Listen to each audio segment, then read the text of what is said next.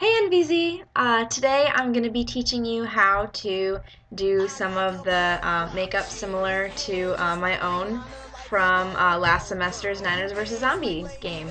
Um, I know a lot of people have asked me how I did it and are interested in either me teaching them how to do it or me doing it for them. Um, Hopefully by the end of this video you'll either be comfortable doing it yourself or I'm more than happy to apply makeup to absolutely anyone who asks because I love you guys. But today I'm going to be teaching you how to do a kind of a simple contusion-y kind of bruisey wound, as well as a very gory open gash wound. So let's get started. I'm going to go over some of the things that you'll need real quick. So that's liquid latex. You can buy this in stores like Party City. If you're really in a pinch and you can't find any or don't have access to it, you can also use Elmer's glue, but it will take longer to dry and it might melt off a lot faster, so fair warning. You are also going to need some fake blood, the meat and potatoes of the zombie makeup, toilet paper. You're going to need some eyeshadow colors. I use a palette, but I'm going to be focusing mostly on the black, the purple, and the green, and you can buy those individually. Brushes like these aren't an absolute must, but they really, really help. If you have some, foundation. If not, don't worry about it. So, we're going to start off with the contusion wound, because that's the easiest. This one is just going to be adding some texture and color to the face. So I'm going to start by just kind of stubbling around right in the corner of my face, kind of making an uneven texture around where I want this bruisey contusion to go. So I'm going to keep it about this size. The thing with liquid latex is it is not fast drying at all. So you're going to be very tempted to start messing with it, poke at it, start make-upping it before it's dry. If it's not dry, don't touch it. You will be tempted, I promise, but don't touch it. You'll notice at this point that it's very transparent. You can hardly see it, but up close there is that little bit of texture. Wow, you guys got really up close and personal with my face just now.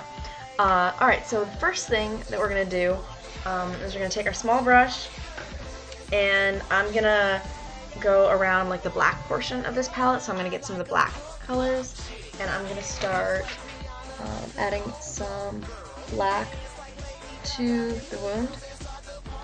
This kind of gives you like a dead, rotting flesh kind of look. Like the skin obviously is no longer living. There's no blood flow to it, so the oxygen supply is off. So there we've got the blackness to it. And we're gonna add a little bit of green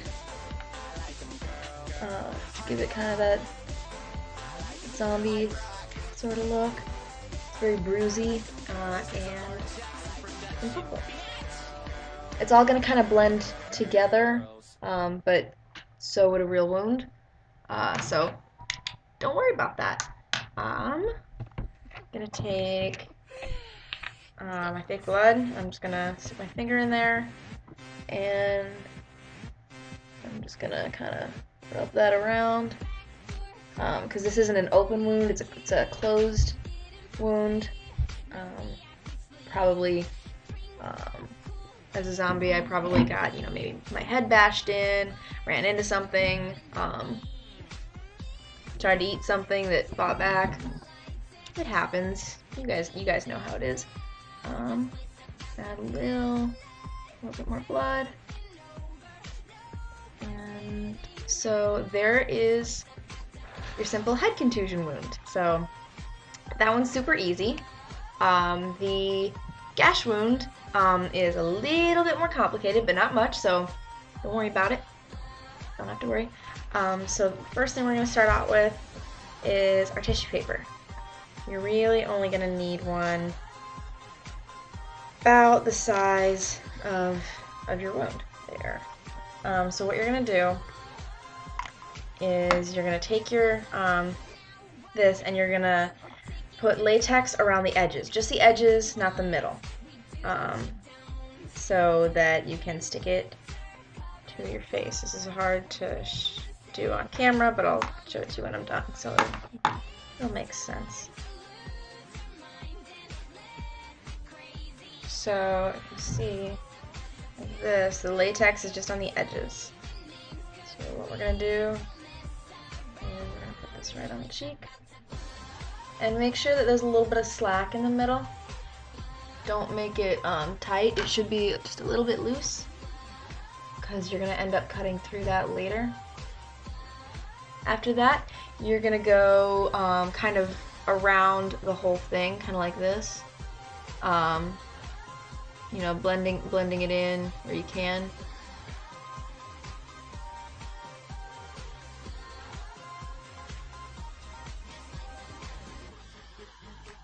And once you've got it all the way around the center, go ahead and just put a little bit around the middle. Just kind of like a thin layer of that latex on top of the tissue paper, because it is just tissue. It's a little bit fragile, so the latex, when it dries, it's basically, well, it's rubber, it's latex. So that'll help you with that. You can go ahead and do a little bit more contusion-y stuff, like around the periphery of that wound, because that'll help you blend things a little bit more when you get to that point. So just like you did with the last wound, you're just gonna, you know, stipple a little bit around so that it gradually fades, you know, because, you know, my skin around here is smooth, and it's latex ends up being very gangly, I guess, if that's the word. It's very stubbly, so you want it to kind of gradually progress around that wound. That'll also help you with the effect of, like, you know, zombie kind of skin, because it's loose on you.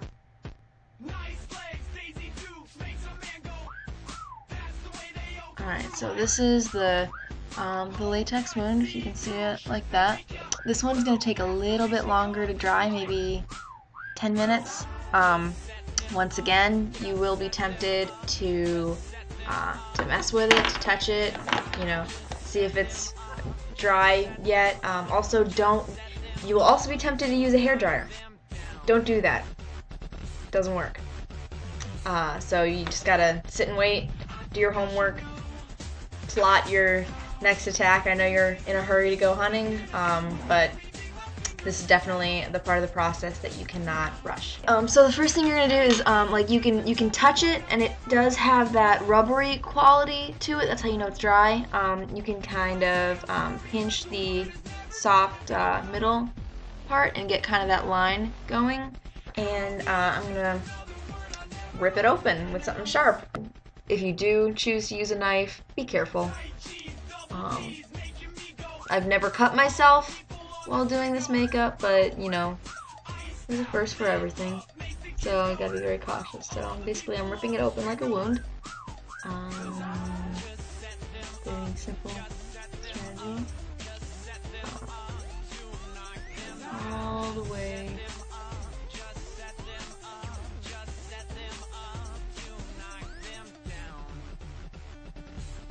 Alright, and then I want my wound to end around.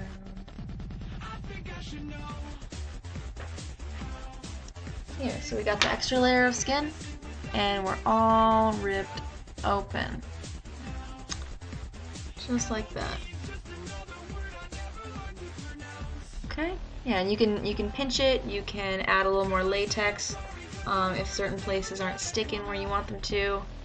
And kind of making a mouth sort of opening, a little bit of a clean wound. This is the point where if you have foundation, you can use it. So if you do want a little bit of a cleaner wound, so what you're going to do is, you know, just take that little bit, go over makeup with it. It's not gonna blend perfectly because liquid latex just doesn't blend perfectly, but it will make it look just a little bit more realistic. Um, we're gonna be adding colors later, so if if it looks kind of crappy now, not a big deal.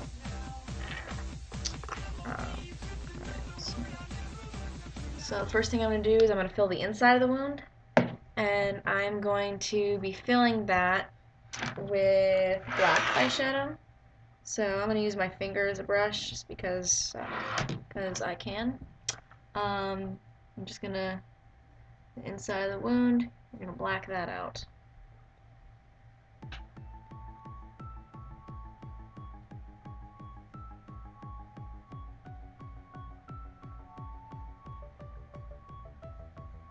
This kind of creates depth in the makeup.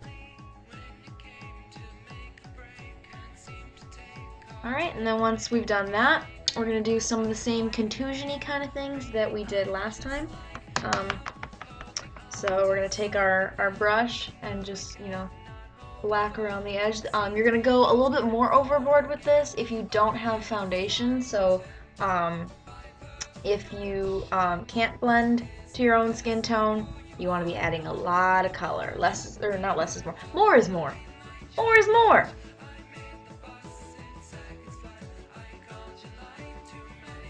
Another thing that's useful to have is an eyedropper. If you have one, use it. So I'm going to be getting the blood out now. And I got myself an eyedropper full of blood. Go ahead and be liberal with it, especially if you didn't use foundation.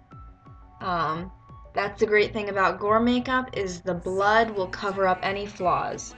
If there's one spot that you're not too particularly proud of, cover it in blood. That advice only applies in gore makeup, not in life, so don't quote me on that. Woo! There we go, I almost dropped that. This is why we don't wear nice clothes when we play Niners vs. Zombies.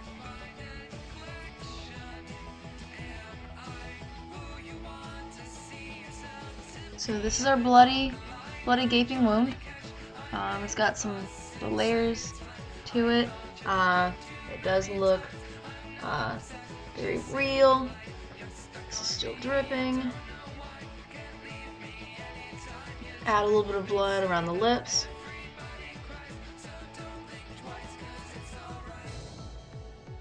If you'll notice, I'm wearing kind of a brighter shade of lipstick right now. To brighten it up even more. So here we have our finished zombie. Play hard, play safe, play shiny.